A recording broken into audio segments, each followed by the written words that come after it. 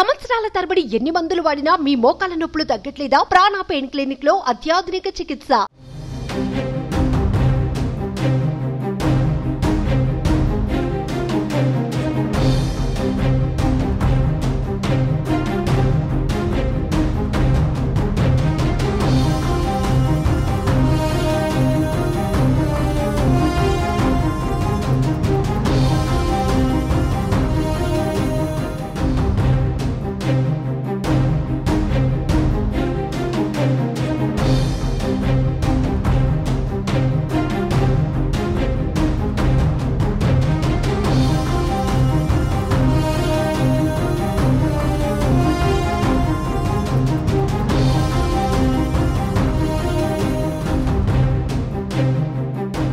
ఏపీలో సార్వత్రిక ఎన్నికల పోలింగ్ పూర్తి కాగా జూన్ 4వ తేదీన రాష్ట్ర వ్యాప్తంగా పార్లమెంట్ అసెంబ్లీ ఎన్నికలకు సంబంధించిన ఓట్ల లెక్కింపు ప్రక్రియ జరుగుతుంది.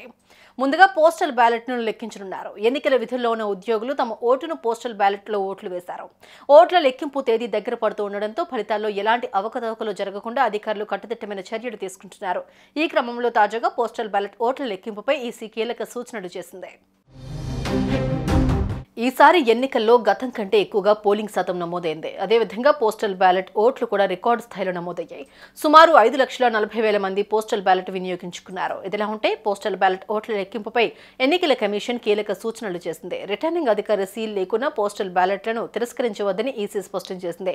ఈసీ మార్గదర్శకాలను అన్ని జిల్లాల ఎన్నికల అధికారులకు సీఈఓ ముఖేష్ కుమార్ మీనా పంపించారు. ఆర్ఓ సంతకం ఉన్న పోస్టల్ బ్యాలెట్లు చెల్లుబాటు అవుతాయి. గెస్టెడ్ అధికారి స్టాంప్ వేయలేదనే కారణంతో పోస్టల్ బ్యాలెట్ను చెల్లని ఓటుగా పరిగణించవద్దని ఈసీ ఆదేశాలు జారీ చేసింది.